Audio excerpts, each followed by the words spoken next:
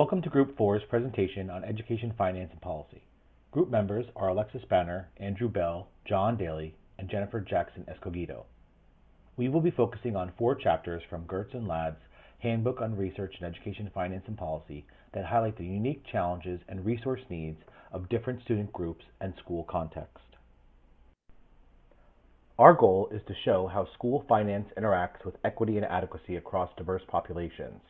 Each chapter focuses on a different area: special education, linguistic minority students, rural school settings, and transient student populations. Together, our group will highlight the broader theme that finance systems must adapt to meet unique student needs.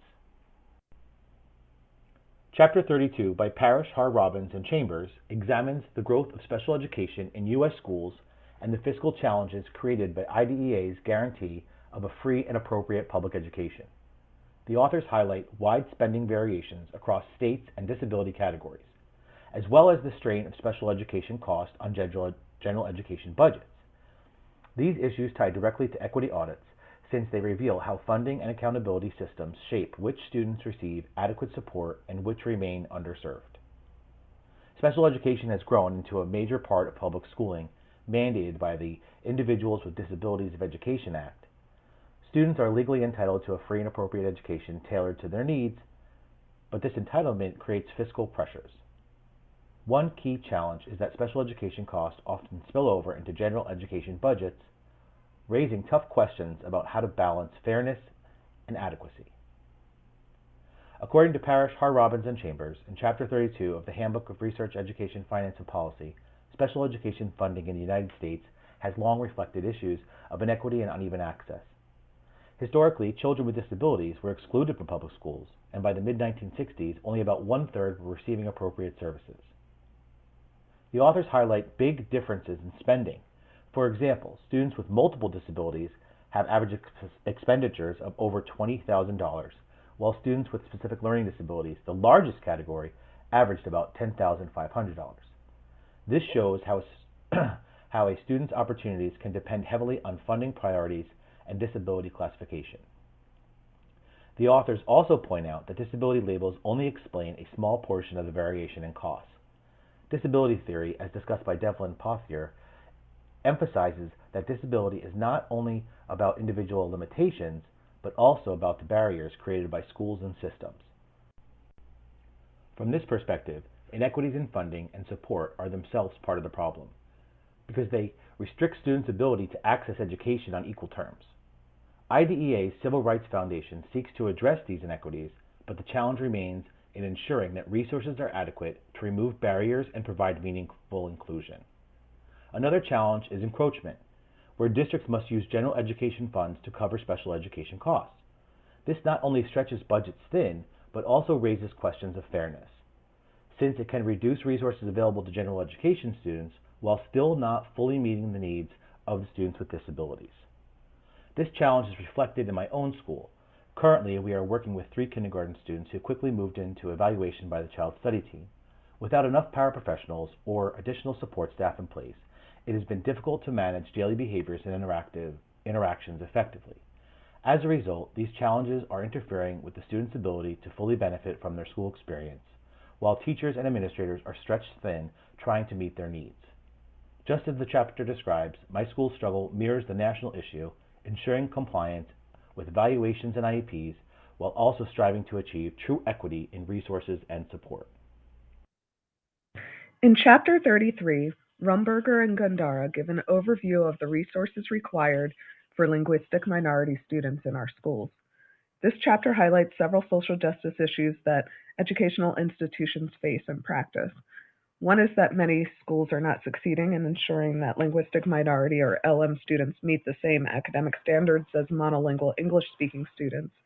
Another issue is failing to acknowledge that while some LM students may be English language learners, those who may require support also include former ELLs and those from multilingual households who are designated fluent English proficient. These problems of practice correspond to issues of equity and diversity for LM students. For example, LM students may require additional resources such as multilingual materials and support, but identifying their specific needs is challenging. Additionally, addressing the achievement gap of LMs is difficult when they are assessed unfairly with English-only tests. Also, teachers may not possess the knowledge, training, or cultural competence to meet the needs of LM students in their classes. And the lower socioeconomic status of many LM students adds another layer of inequity. Laws such as the NCLB and the ESSA provide unrealistic or weak guidelines and inadequate funding and do not address the needs of linguistic minority students who are fluent English proficient or subject to other circumstances. While my current district has trained some teachers in sheltered English instruction to help them accommodate the English learners in their classes, other decisions the administration has made may not be in the best interest of linguistic minority students and reflect inequities. For example, changing the ESL program model without explanation, a program evaluation, or support for teachers reflects the weakness of federal and state laws for LM students.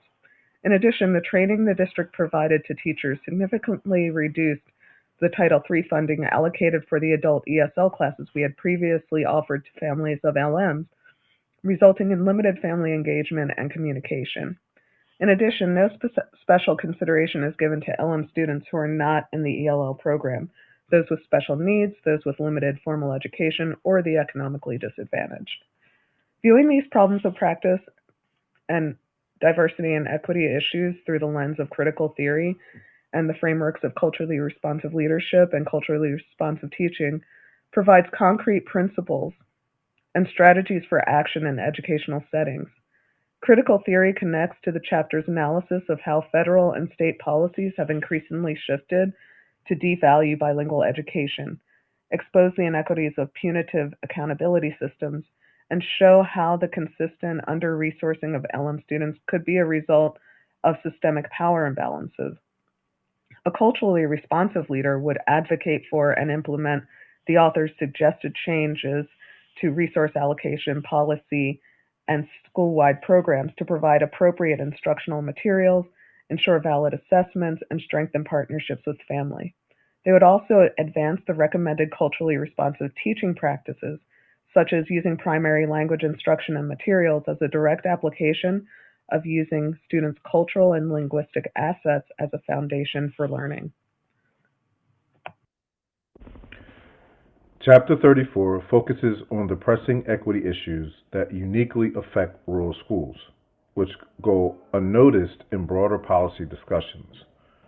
One of the challenges is the limited access to rigorous academic opportunities, such as AP, International Baccalaureate, or STEM courses, leaving students in rural places at a disadvantage compared to the suburban peers. Staffing shortages and high turnover rates exacerbate inequalities as rural schools struggle to attract and retain highly qualified teachers. So the geographic isolation just adds another layer of inequity, where students may face long commutes, limited access to extracurricular options, and maybe even fewer opportunities for enrichment. These all contribute to the systematic inequalities that widen the gap in the outcomes for rural students. And our group connected the themes of Chapter 34 with several key theories that help us understand equity and diversity issues in rural settings. Social capital theory highlights how rural communities may benefit from close-knit relationships but often lack institutional resources that drive educational attainment. The resource inequality framework demonstrates how systemic funding structures disadvantage rural districts, and it compounds the challenges related to staffing and curriculum depth and breadth. And finally, the reproduction theory helps us see how schools can unintentionally reinforce cycles where success is defined as leaving the community, which undermines the local assets and identity.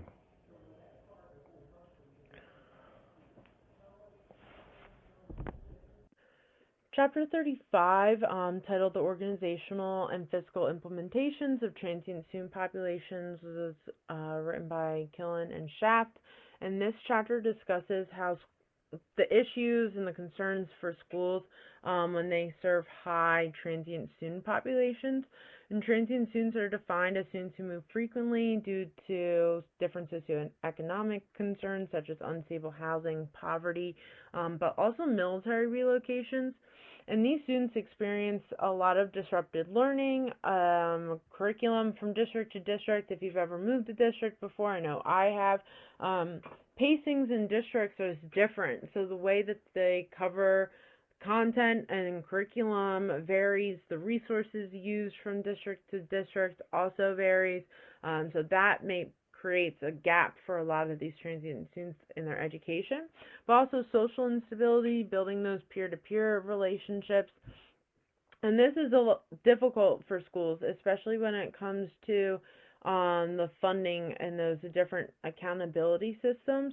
When students are transferring, there could be a delay in their records, which could also delay the services that the students might need to receive, or those interventions that the students might have been eligible for in that district, but due to the delay of records, the student isn't eligible for them.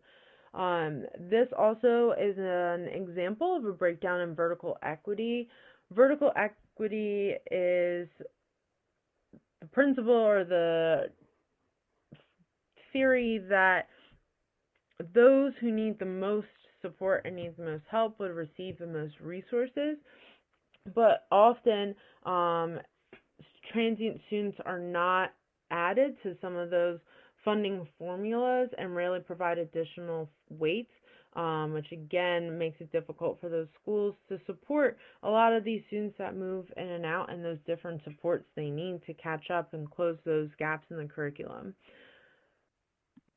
Adequacy theory is another theory that fits for this chapter on transient students, because an adequacy theory relates to whether schools are adequately resourced to provide a quality education that allows all students to meet the standard, meaning does the way a school district allocates or uses their resources meet the needs of all of their students, including the transient student population.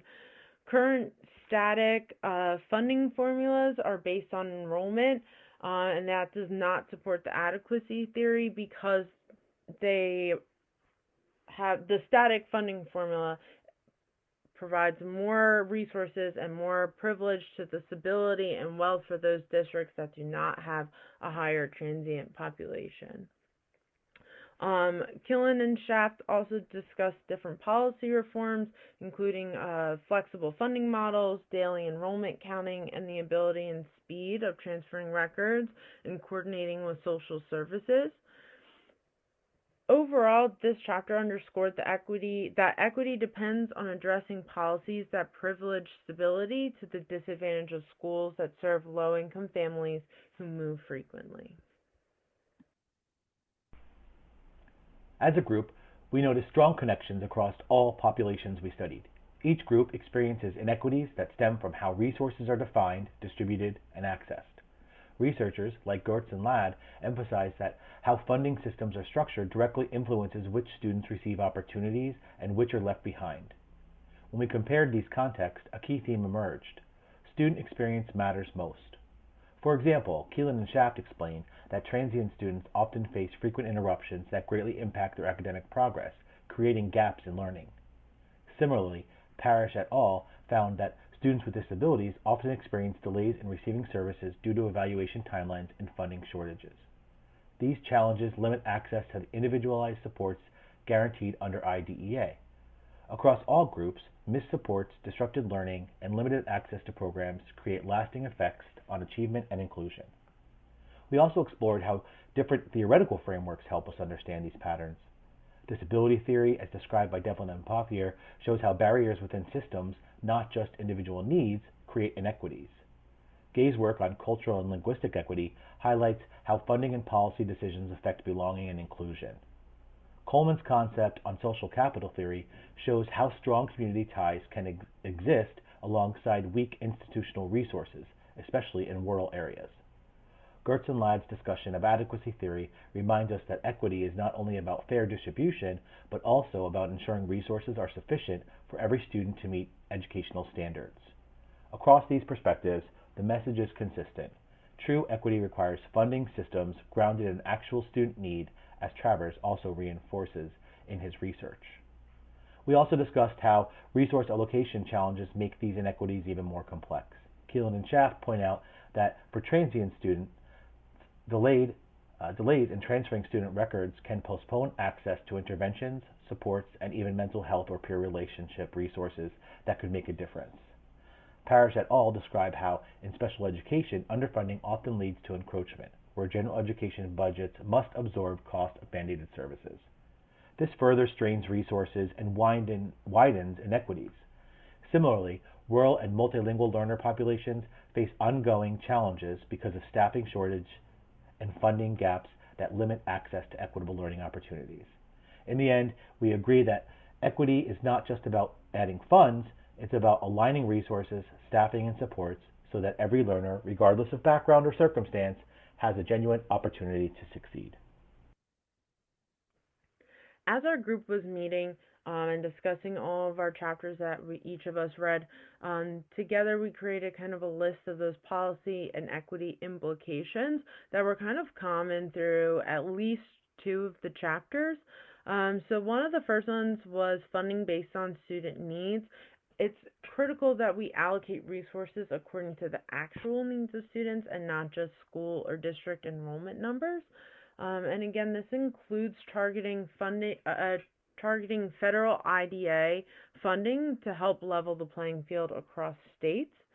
Students can move easily pretty much across the states, so some of those resources and that access might change. We also have equity across intersecting characteristics or needs. Students don't often just face one barrier. Numerous students can face various barriers such as their socioeconomic status, their race, their rural location, and mobility or transient situation. Those often overlap, and policies don't often account for those intersections when they are looking to ensure any fair access for all students. Another topic we discussed was access to learning and technology.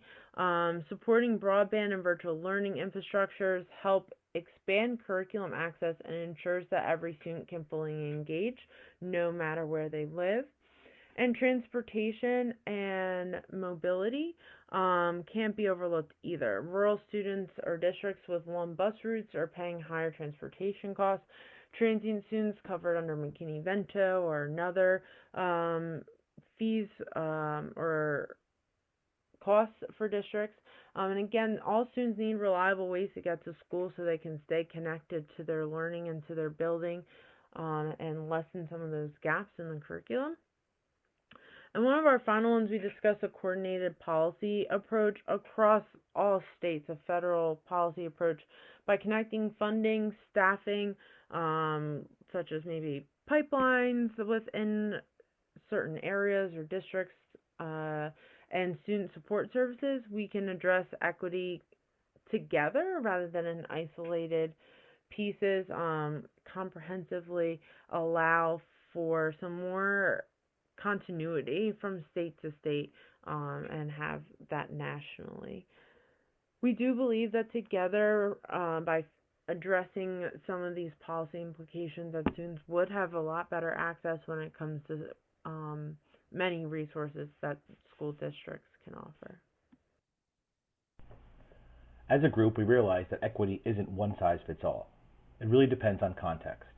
What works for one school community might not work for another, and funding needs to reflect that reality. We also grew in our understanding of how finance, policy, and practice all connect. It's not just about budgets or compliance, it's about how those decisions actually affect equity and diversity in our classrooms every day. Looking ahead, we believe that as educators and leaders, we have to make sure that funding, staffing, and supports are aligned with what students truly need. In the end, we agreed the real equity means meeting the diverse needs of all learners, whether they're facing disabilities, language barriers, or geographic challenges. If our finance systems evolve to support those realities, we can help ensure every student has a fair shot at success. Thanks for listening, and now here are our references.